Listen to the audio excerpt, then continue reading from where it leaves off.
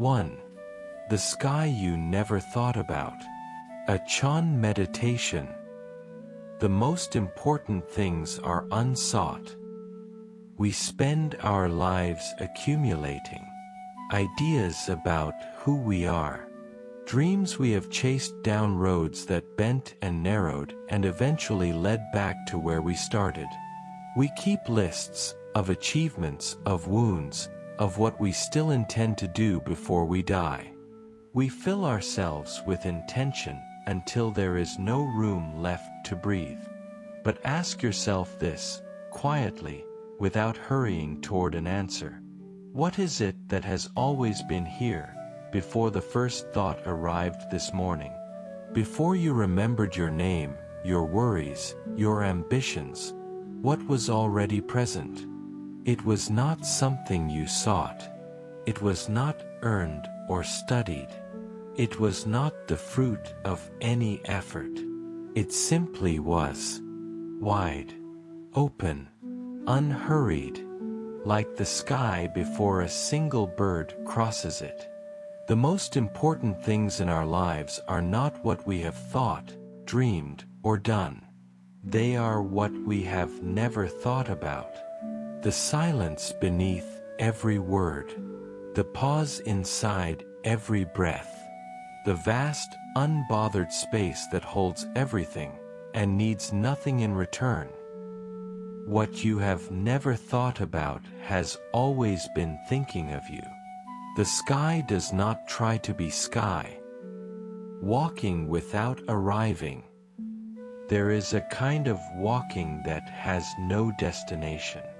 You may have done it as a child, wandering along a wall, dragging a stick, noticing a beetle crossing the path. Not going anywhere. Simply moving, because moving felt right, and stillness felt right, and neither mattered more than the other. That is Taoist wandering. Not escapism. Not restlessness. Just the easy willingness to let the next moment reveal itself, rather than insisting that it conform to a plan. In autumn, the leaves fall without consulting anyone. The river does not ask whether the rocks agree with its course. The morning mist does not hold a meeting to decide when to lift. Things happen. They flow into each other. And in that flowing, something is always exactly where it needs to be. When we stop insisting on arriving, we discover that we are already here. When we stop performing the role of someone with a destination, the walk itself becomes the whole journey, and the whole journey turns out to be enough. The man who wanders without a map is the only one who sees the whole landscape. Silence is not empty. We fear silence. We fill it immediately, with music, with speech, with the endless interior monologue that comments on everything we see and feel. We treat silence as a vacancy, as though it were something that had not yet been decided. But sit beside a still pond early in the morning. Do not try to feel anything. Do not prepare a thought about what this moment means. Just sit. Let the water be water. Let the reeds be reeds.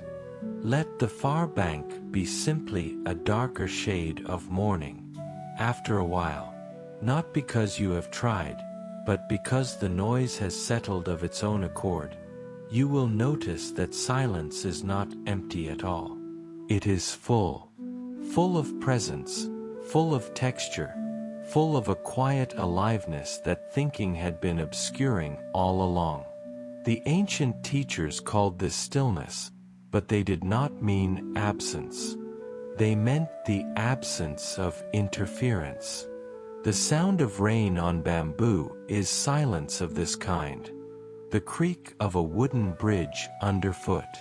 The moment after a bell stops ringing, when the air still holds the shape of the sound. Silence is not the absence of sound. It is the presence of everything that sound had been covering. The I that rests. Most of our suffering is the weight of the I, the one who must be right, the one who must be loved, the one who must succeed before it is too late. We carry this self around like a stone we are convinced is made of gold. We protect it. We polish it. We grow exhausted by it. Chan does not ask you to destroy the self. It asks you to put it down for a moment. Just for this breath. Just for the time it takes to watch a cloud pass over the mountain. When a child falls asleep in a car, the child does not manage the journey. The car moves. The night moves. The child rests completely, and arrives, and wakes, and is fine. Something can be trusted to carry us that is not us. Something is always already moving beneath the surface of our striving. Softness is not weakness. The willow survives the storm not by resisting it, but by bowing so completely that the wind finds nothing to break. The I that rests is not gone, it is simply no longer in the way. The one who lets go of the self does not lose anything. The self was always lighter than it seemed. Acceptance is not surrender. We confuse acceptance with defeat. We think that to accept what is means to stop caring, to collapse into passivity, to let the world have its way without resistance. But this is not acceptance, it is despair wearing acceptance's face. True acceptance is something simpler and more radical.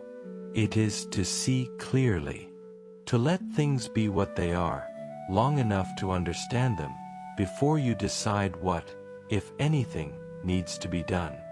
The gardener who accepts the nature of her soil does not rage at the clay. She works with it. She plants what will grow there. She does not insist that the land become something other than itself. And in this acceptance, something genuinely beautiful becomes possible. Something that could never have grown from resistance alone. There is enormous energy in acceptance. Not the dull energy of resignation, but the clear, bright energy of seeing things as they are and meeting them there, without the friction of wishing they were otherwise. To accept is not to say yes to everything. It is to stop saying no to what is already true. The depth of the sky. When we look up at the sky, we rarely look far enough. We see blue. We see clouds drifting south. We see the pale disk of the moon still visible at midday, a ghost of last night's fullness. We see a hawk turning in a thermal, indifferent and perfectly still in its motion. We see all of this and we think, I have seen the sky. But the sky has no ceiling. Extend your gaze past the blue, past the thin membrane of air that makes the sky possible, past the cold dark where the atmosphere ends and the stars begin. And the stars are already behind you, already everywhere, already so much older than anything you have ever worried about that your worry becomes, briefly, visible for what it always was. Something small and temporary, and not without a certain tender grace. This is the depth that Chan points toward. Not a concept. Not a state to be achieved after years of sitting. Just the sky, looked at long enough, honestly enough, until the looker and the looking dissolve into the same open, endless fact. The most important thing in your life is not your history. It is not your longing.